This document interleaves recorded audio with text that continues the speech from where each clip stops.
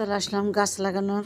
আমি নতুন ইউটিউব চ্যানেলের ভাই বোনকে ধন্যবাদ জানিয়ে আমার ভিডিওটা শুরু করলাম।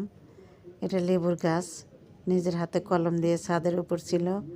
ছোটো বোনকে এই গাছটা দিয়ে দিছি, 2 মাস হলে নিয়ে যা রাখিছে। এখন আমি যাচ্ছি গাছটা চারির থেকে উঠিয়ে মাটিতে লাগিয়ে দেব। এটা খুব ভালো জাতের লেবু, 12 মাস লেবু ধরে, 3-4 রকমের লেবু ধরে, গোল, লম্বা, বড়, ছোট, এরকম অনেক সাইজের 3-4 সাইজের লেবু আসে। আর রস তো সেই টসটসে রস।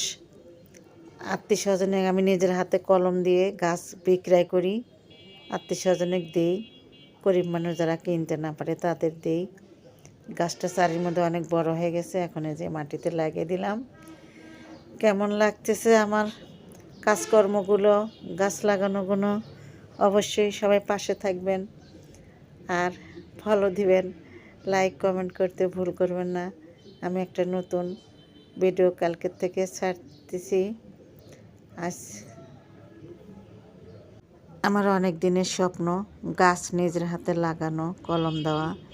ইনশাল্লাহ এখন সবই মোটামুটি পারি, তাই আপনাদের সাথে সব কাজ এখন শেয়ার করছি। সবাই ভিডিওটা দেখবেন। এটা হচ্ছে কারি মশলার পাতা।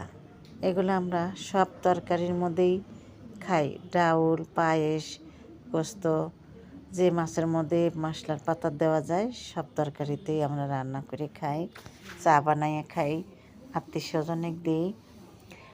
একটু উপকারী গাছ, চা খাইতে তো অন্যরকম একটা সেন্ট বের হয়, আর হজম শক্তিও সেই। এই পাতার চা খাবেন, শরীরের বিষ বেদনাও থাকবে না। তারপরে আছে এর সাথে কারি পাতা দিয়েও খাই, এটা কারি মশলা, আর একটা আছে কারি পাতা, সেটা চিকন চিকন, এটা আলাদা একটা সেন্ট থাকে। সবই আপনাদের। এটা হচ্ছে কামিনী ফুল, দেখেন কি সুন্দর ফুল ধরছে, ফুলে ফুল, আর সেনে মনটা গলায় ফেলায়। অন্যরকম একটা সেন্ট, দেখতেও যেমন লাগছে সবুজ কলি, ফুল ফুটলে সেন্ট দিয়ে মন ভরে যায়।